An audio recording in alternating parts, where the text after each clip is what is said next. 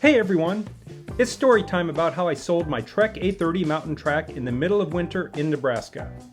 I normally wouldn't attempt to do this in the middle of December, but that all changed a few weeks ago when my wife found the stash of used bicycles I recently picked up and she blew her top. Here's the actual audio when my wife came home and found the bikes. What the hell are you thinking, lying out front? I really want to put my stuff in the garage. Between my personal bikes, her bikes, and my project bikes, we currently have over 15 bicycles tucked away around the house. After the incident, I knew I was in trouble, so I listed the completed project bikes on Facebook Marketplace in hopes that they would sell in the middle of winter. The first and only one to sell since the incident was my 1995 Trek 830 Mountain Trail. I picked this bike up from a friend last summer for $75. This is a bit higher than I would normally like to spend on a second-hand bicycle for the channel, but my friend could use the extra cash and I thought this bike would make a great foundation for a project. Since this seemed to be a solid bike, my plan was to take some of the better parts from my parts bin and build this up into something a bit nicer with a 3x9 drivetrain. As always, my goal for this project was to build it on a budget and try to make a little bit of money. Disassembly of the bike was trouble-free and very uneventful. After disassembly, inspection of the components, and a thorough cleaning, I ran into the following problem. The rear wheel had a hub that would only accommodate a 7-speed cassette, and the 9-speed cassette wouldn't fit. So I moved some parts around and took the rear wheel with an 8-speed cassette from the old Gary Fisher and decided to use that on this build.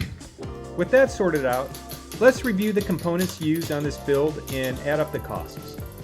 I'll put a running total up on the left-hand side of the screen. The bike cost me $75. I used some old 3x9 tram shifters from my parts bin, along with a compatible rear derailleur and 9-speed cassette. Cost $0. I replaced the chain with a new 9-speed chain for $14. The cantilever brakes were damaged, so I replaced them with light parts from my parts bin. Cost $0. I replaced the cables and housings with new. Those cost me $15. I took 2 almost new tires from my parts bin, $0. And finally, I installed new grips for a cost of $5. That takes us to a grand total of $109 for the build.